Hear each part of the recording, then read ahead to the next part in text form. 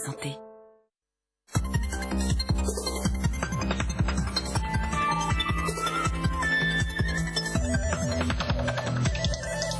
Merci d'être resté avec nous. On le fait plusieurs fois par jour, voire par heure, quand on est un peu émotif, et ça nous procure généralement ce qu'il faut qualifier un grand soulagement. Aujourd'hui, dans Allo Docteur, vous saurez absolument tout sur le fait d'uriner.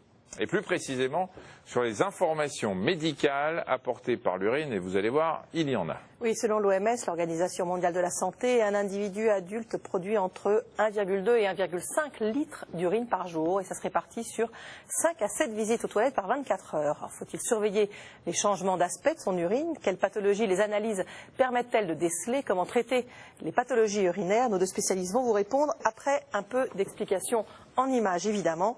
Vous allez voir tout de suite ici, mais vous le savez évidemment que l'urine est sécrétée par les reins, que vous voyez évidemment ici. Il doit filtrer donc un peu plus d'1 litre de sang par minute, soit 1728 litres par jour. Cette filtration est réalisée dans les glomérules qui sont à l'intérieur de ça. Vous ne les voyez pas très précisément. Ce sont des petites unités de filtration et leur but, c'est de réabsorber l'eau pour maintenir l'équilibre hydrique de l'organisme, mais également sa teneur en sel, en phosphate, en calcium, tout en assurant l'élimination des éléments en excès et de certains déchets. Ça, c'est ce qui va éliminer l'urine, donc ça va arriver au niveau de la vessie. Voilà, vous allez voir ça. Une fois que l'urine est dans la vessie qui est un organe plein de muscles autour, la vessie va se distendre, les récepteurs vont être informés qu'elle se distend et vous allez voir qu'il va y avoir une information qui va remonter jusqu'à un cerveau, au cerveau, disant il faut vite trouver des toilettes. Et parce qu'aux toilettes, on va ouvrir un peu tous les sphincters, le plancher pelvien, tout ça va se relâcher pour qu'on puisse évacuer l'urine à la demande. Alors, normalement, l'urine, c'est un liquide clair, couleur jaune un petit peu pâle. La couleur, la composition de l'urine est un bon indicateur du fonctionnement de nos organes, d'où l'importance parfois des analyses urinaires. On va en parler. Pour répondre à vos questions, le professeur François Desgrands-Champs, qui est urologue à l'hôpital Saint-Louis à Paris. Bonjour. Bonjour. Et on accueille également Michel Dodon, qui est biologiste des hôpitaux à l'hôpital Tenon à Paris également. Bonjour. Bonjour. Alors, on nous demande si l'urine doit être normalement donc basique, acide ou neutre. C'est un chimiste ça qui doit... Alors, l'urine, sur l'ensemble des mictions de la journée, a un pH qui va varier entre 4,5 et 7,5. Très acide. Ce qui est très acide. Et 7,5 qui est un peu basique. Voilà, tout à fait. Et en fonction du régime alimentaire et des périodes de jeûne. Et c'est normal que cette urine varie de son pH quotidiennement. Ça garantit une bonne élimination des substances potentiellement cristallisables qui pourraient donner des calculs, par exemple. Mais ça veut dire que quand on fait pipi un pH à 4, donc acide, ça brûle? Ça brûle plus pas. que Non, à 7,5? pas du tout. Et pourquoi ça brûle pas? Parce que les cellules sont habituées à ces pH. C'est pas un pH très acide en fait. Et l'organisme est prévu pour cela. Dans l'estomac, on a des pH bien inférieurs. Oui, mais l'estomac, il est prévu pour ça. Alors que le pH la zigounette, elle n'est pas prévue pour un pH à 4. Oh, vous ne pensez qu'à vous, Michel. Non, mais je parle de zigounette. Zigounette, c'est... pas toutes les femmes. Hein. Mais la zigounette, ça peut convenir aux dames comme aux messieurs. Tout à fait, absolument. Voilà. Ah, oui, monsieur. Mais... D'accord. Donc, vous ajoutez quelque chose sur ce... C'est pas fait pour ça, effectivement. À l'intérieur, si, mais pas à l'extérieur. Voilà, pour l'acide. Ouais, en général, on ne se fait pas pipi sur la zigounette, mais à l'intérieur, c'est protégé. Les cellules le sont pas. Encore une fois, Michel, vous savez. C'est quelque chose. Flore demande si des urines très jaunes foncées et odorantes signifie-t-elle forcément qu'on ne boit pas assez? La plupart du temps, oui. La plupart du temps, quand les urines sont jaunes foncées, c'est simplement par manque d'hydratation, donc les urines sont plus concentrées, simplement.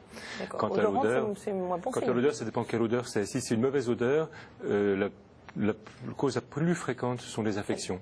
Et les femmes le savent parfois, c'est même le seul signe d'une cystite, c'est pas les brûlures en urinant, c'est les odeurs dont l'odeur change, les urines dont l'odeur change. Et l'urine qui mousse? L'urine qui mousse, alors c'est là aussi lié à des urines qui sont concentrées. L'urine contient beaucoup de sels minéraux. Elle peut parfois contenir aussi des protéines. Et donc c'est normal que l'urine puisse mousser, mais il ne faudra pas qu'elle mousse de trop, on va dire. Il ne faut pas que ça fasse un faux col. Absolument. Et dans ce cas-là, ça peut justifier de consulter un médecin pour faire des explorations. Pierre demande si l'apparition de gouttes d'urine de couleur rouge en fin de miction est-elle le signe d'une maladie liée au rein? Non. Mais ça peut être le signe d'une maladie. La plupart du temps... C'est une consultation en tout cas, ça. Oui, parce que c'est ce qu'on appelle une hématurie terminale. Lorsque l'on urine et qu'il y a du sang dans les urines, il y a 3 possibilités. Soit c'est au début, quand on urine, hématurie initiale. Hématurie, ça veut dire sang dans les urines. Soit c'est terminal, comme cet homme, soit c'est total, c'est-à-dire les urines sont rouges tout le temps. Et donc la chronologie du sang rouge dans les urines permet de savoir d'où vient le sang. Si c'est initial, qu'au début, c'est plutôt la prostate. Si c'est terminal, c'est plutôt la vessie, parce qu'en fin de miction, comme vous l'avez montré, la vessie se contracte, et donc s'il y a une pathologie de vessie, notamment un polype, eh ben, le sang va être exprimé, ça va être plus rouge vers la fin. Et si c'est total, on dit que c'est le rein, parce que le sang se mélange doucement aux urines et toute la vessie est uniformément rouge. Donc quelques gouttes d'urine en fin de miction, il faut faire attention à la vessie. Donc on ne laisse pas passer ça de toute façon? Certainement pas. Les urines rouges, donc le sang dans les urines, en dehors de quelques colorations dont on pourra parler, quand il y a vraiment du sang dans les urines, il faut consulter. Mais on peut avoir du sang dans les urines sans qu'elles soient colorées? Oui, bien sûr. Quand il n'y a pas beaucoup de sang dans les urines, à ce moment-là, c'est un examen de laboratoire qui permet de rechercher les hématies dans ces urines. Et ça n'est pas normal, bien entendu, mais effectivement, on ne pourra pas les détecter à l'œil. En revanche, il y a des bandelettes qui permettent de détecter la présence de sang dans ces urines. On parlera des analyses tout à l'heure. Comment, demande Sandra, certains aliments comme l'asperge peuvent modifier l'odeur de l'urine aussi rapidement après leur ingestion?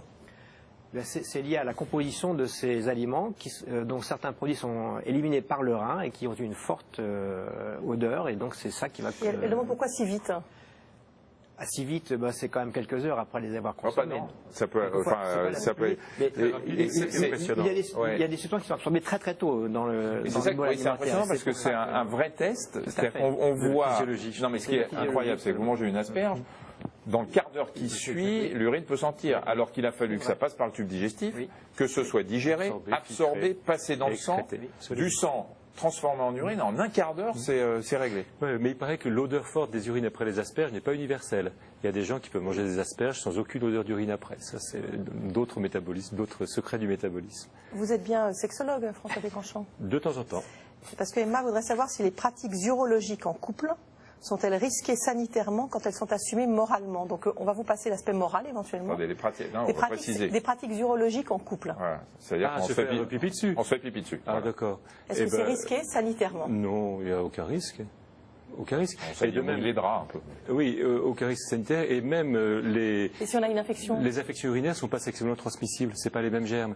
Vous pouvez avoir une cystite, par exemple, c'est Escherichia coli. Et ben Escherichia coli, il ne va pas se contaminer directement l'autre. Donc même les urines infectées ne sont pas dangereuses. Et des urines un peu acides, comme on disait tout à l'heure, sur la peau, ça peut... Parce que ça n'est pas prévu pour ça.